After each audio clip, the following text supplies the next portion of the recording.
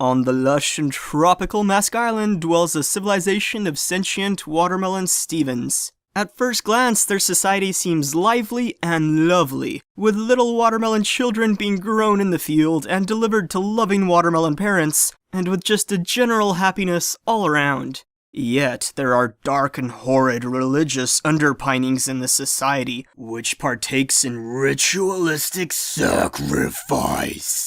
While we don't know it at the episode's start, Steven has unintentionally engaged in astral projection during his sleep and possessed the body of a watermelon Steven, and his lack of knowledge about nose goes makes him the sacrifice to who else but Malachite! This was a brilliant and engaging introduction to the episode. The crystal gems finally find out the location of Malachite, while we as an audience are reminded that Jasper has been slowly taking control of the fusion. She's been chomping on watermelon Stevens for quite some time for the society to have created an entire sacrificial religion based around it. I presume this has been going on for at least several watermelon generations.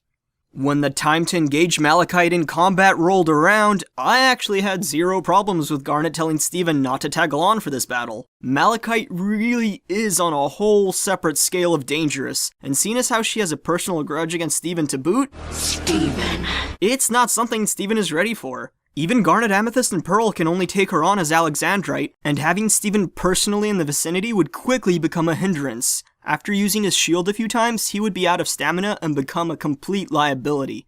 And whoa, this battle was intense! It would definitely rank among my favorite fights so far. The choreography and animation quality was great the whole way through. It was such a blast to see Alexandrite fight at her full potential and cycle through all the various summon weapons at her disposal. She uses Amethyst's whip, merges it with Pearl's spear to make Opal's bow, and later uses Sugilite's weapon as well, and flawlessly cycles it into Sardonyx's hammer. She's got Flame Breath as well, which, while a bit random, is also super cool. And seeing Malachite use the Sonic the Hedgehog spinball while wearing Jasper's helmet caught me totally off guard. I guess with Malachite's anatomy being what it is, I just didn't expect such a technique from her.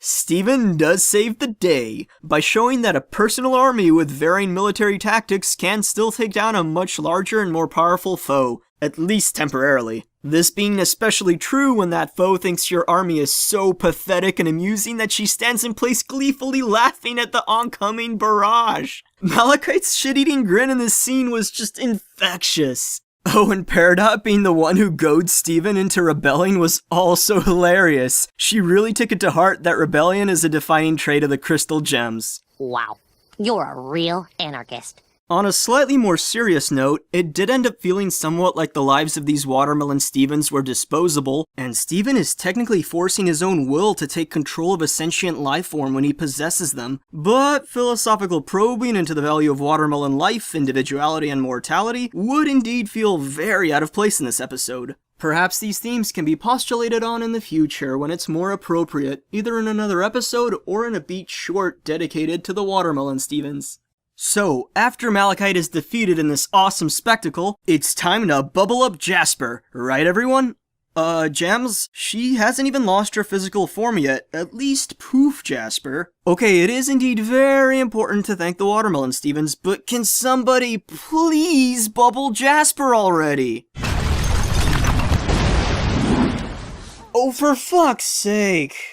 So yes, Lapis will finally return and join the crew, but Jasper fell into a chasm. There's this tiny fraction of my mind that's really fearful that this is the last we'll see of Jasper. That's ludicrous, right? She's gotta return. I don't want to consider her not returning as a plausibility. There's so many interesting possibilities for Jasper's plotline and development now. She admitted that her prior views on fusion were naive, now excitedly stating how she sees a whole new world of possibilities! But at the same time, Jasper spent extended amounts of time suppressed and forced to remain as a fusion by Lapis, so she also has experience with what it's like to be subjugated and imprisoned. All these new experiences, plus she's gonna be considered a failure by homeworld standards, and now she even lost to what basically amounts to as the power of friendship. She's gonna have a whole lot on her mind, and I really want to see how a prideful and wrathful character like Jasper handles all these new emotions. I'm so eager to see the follow-up to this fallout. My overall verdict is that I had a blast with this episode. It was very basic at its core. Defeating Malachite separated the crystal gems, which forces Steven and Peridot to stop the cluster by themselves. But it was so much fun and a total visual feast. Who doesn't love a great fight every now and then? And the gems having complete and utter trust in Steven at the end filled me with determination. I know Steven is the one who's going to be doing the mission, but seriously, that pep talk got me pumped for it. And that barely audible "we love you" at the end, that's just too sweet. My heart,